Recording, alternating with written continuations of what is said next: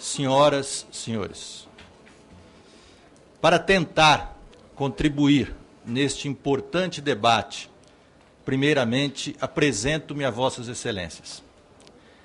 Trabalho como juiz de direito no Estado de São Paulo há 18 anos, atualmente titular da Vara da Infância e Juventude da comarca de São José do Rio Preto, São Paulo.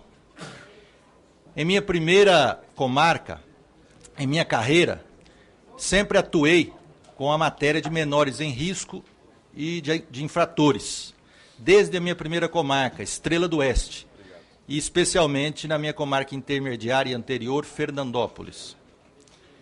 Peço licença para narrar um episódio a todos.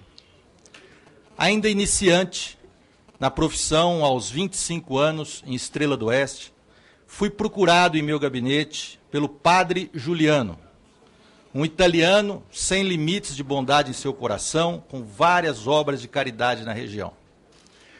Tocou-me, pelo inesperado, o pedido do padre, mais ou menos assim: doutor, não é possível que deixemos menores, crianças até, nas ruas, altas horas da noite, expostas a todos os tipos de perigo. A justiça tem que fazer alguma coisa. Por exemplo, impedir que elas fiquem sozinhas nessas circunstâncias, pois muitos pais não cuidam de seus filhos. Confesso que, influenciado por ideias laxistas e político-ideológicas da faculdade, naquele momento, achei aquela proposta dura demais e até antagônica às expectativas sociais das políticas públicas na área da infância e juventude. Mas o tempo cuidou de me ensinar que, como servidor público da justiça, eu deveria ser menos teórico, mais pragmático, ouvir a população e considerar o que dizem os mais experientes. O padre italiano de quase 70 anos estava certo. Deveríamos agir, não repassar a responsabilidade para outros, como se isso fosse forma de resolver os problemas. Ademais, o verdadeiro olhar de um adulto para uma criança que não espera é o olhar de proteção. E proteger também significa dizer não.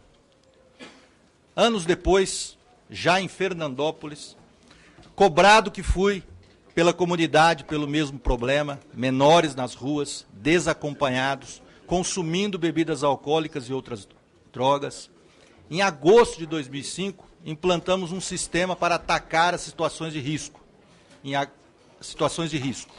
À medida que a imprensa deu o nome de toque de recolher, tinha dois objetivos, baseados no Estatuto da Criança e do Adolescente, relativamente simples: tirar das ruas os menores em risco, por meio do Conselho Tutelar e das polícias, e tentar evitar que eles entrassem nas situações de risco, enviando aos pais e familiares uma advertência: não deixem seus filhos sozinhos nas ruas depois das 23 horas. Combater o crime não é missão do judiciário. Porém, com o passar dos anos, notamos que, além da redução das situações de risco aos menores, que era nosso objetivo principal, um efeito paralelo acontecia de modo significativo: queda no número de atos infracionais, especialmente contra o patrimônio e contra a pessoa. Como exemplos, nos furtos, em 2004 tivemos 131 processos, em 2011, 17 adolescentes processados. Nas lesões corporais, 61 processos em 2004 para 24 em 2011. Todavia, em 2012, depois de mantida pelo Tribunal de Justiça de São Paulo, o Superior Tribunal de Justiça, por maioria de votos, seguindo o entendimento do relator, então ministro Teori Zavascki, em recurso interposto pelo Ministério Público, julgou ilegal uma de nossas decisões de Fernandópolis, que vedava menores de 18 anos, sozinhos, em bares, boates e arredores, depois das 23 horas, o que resultou, na prática, no fim da medida conhecida como toque de recolher, que nós preferíamos chamar de toque de acolher. Senhoras e senhores deputados, com esta introdução, quero consignar que o toque de acolher me ensinou que o sistema de proteção aos menores de 18 anos envolve várias ações, entre elas uma postura firme do Estado, efetiva, que é também simbólica e pedagógica. Ninguém, num Estado democrático de direito, tem permissão para fazer tudo o que quer, nem menores de idade. Bem a verdade, esta mensagem é muito antiga, vem desde o direito romano. Neminem ledere, não fazer mal a ninguém. Aprendi mais. Com o toque de acolher em curso, conseguimos pôr em prática algumas das políticas públicas que hoje, creio eu, talvez não sairiam dos textos e dos discursos. Os menores recolhidos fora de hora eram entregues aos pais durante a madrugada mesmo, mediante termo de responsabilidade. E o município passou a atender as famílias, verificando deficiências materiais, além da participação de equipes de orientação e apoio, a partir de conselho tutelar capacitado e bem estruturado. A sociedade civil não quis ficar de fora. Durante anos, uma empresa de plano de saúde comprou enxovais, deu assistência às famílias, transportou e pagou tratamento integral em clínicas particulares para vários adolescentes dependentes de drogas, recolhidos por nossa força-tarefa.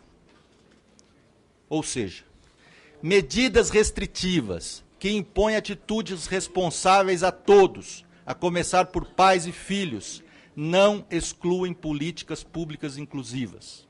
No nosso caso, ao contrário, constatamos uma forma de materialização concreta da responsabilidade da família, da sociedade e do Estado em relação às crianças e aos adolescentes, como manda o ECA, conjugando uma medida firme com políticas públicas efetivas. No início, diante do trabalho noturno e constante da Vara da Infância e Juventude, alguns não compreenderam o que se passava na cidade de Fernandópolis.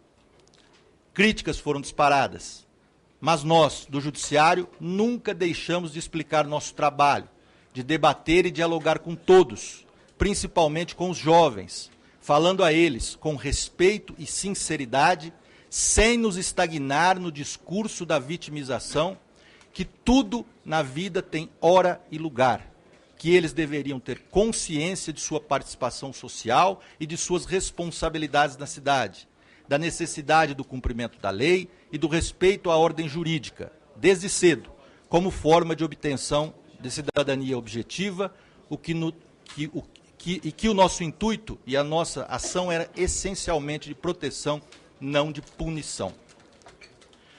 Em pouco tempo, pelos efeitos positivos da sociedade, além dos pais, muitos adolescentes nos procuravam, basicamente, para apoiar o Judiciário. Mais de 100 cidades do país adotaram medidas semelhantes. Numa pesquisa realizada pelo programa dominical Fantástico da Rede Globo, que esteve 2 vezes na cidade de Fernandópolis a realizar matéria sobre o tema, o toque de acolher recebeu quase 80% de aprovação.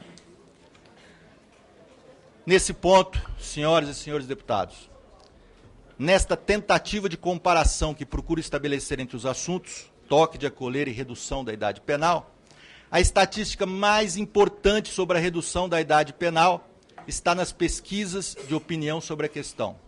Em média, 90% da população favorável à diminuição. Não é possível que um falso problema, uma ilusão, tenha convertido uma maioria tão expressiva, crescente ao longo dos anos. O problema da delinquência juvenil é grave, real e abrangente.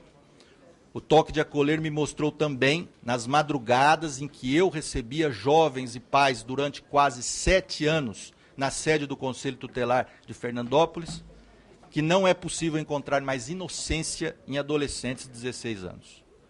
A sociedade mudou como um todo, não é mais aquela de 1940. Em São José do Rio Preto, onde trabalho atualmente, uma comarca de aproximadamente 500 mil habitantes, com uma só vara da infância e juventude, vivenciam ainda mais a extensão da delinquência na adolescência. Não apenas nos processos. Eu fui também com a polícia militar em bairros dominados pelo tráfico de drogas, onde os entregadores são quase que exclusivamente adolescentes. Conversei com muitos deles, nas ruas mesmo. Infelizmente, nessa faixa etária de 16 anos, acabou a imaturidade. Ouvimos com frequência de adolescentes infratores, dos que ganham dinheiro com o tráfico de drogas, quando indagados sobre o Estatuto da Criança e do Adolescente, a seguinte expressão: danada não, senhor. Formou-se uma consciência já sólida entre os adolescentes infratores do que é o crime, do que ele proporciona e, pior, que o ECA garante a impunidade. Houve, portanto, com o passar dos anos, antecipação de maturidade. Algo que a legislação civil de 1916, por exemplo, observou e se atualizou em 2002, reduzindo a sua maioridade, como bem escreveu meu colega juiz da Bahia, José Brandão.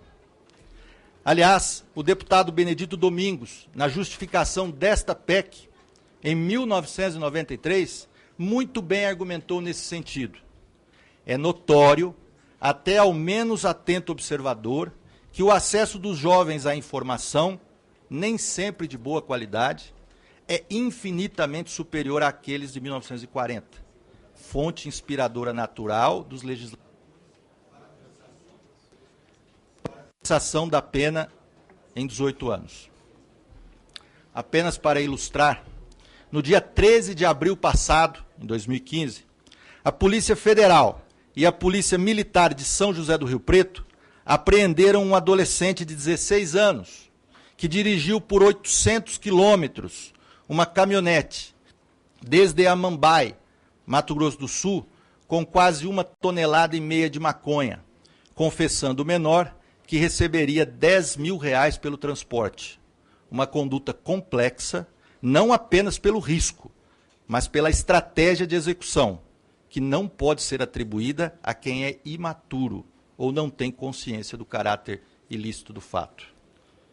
Tem aqui, senhor presidente, o flagrante com supressão do nome dos adolescentes. Tem o depoimento aqui do adolescente também, caso o senhor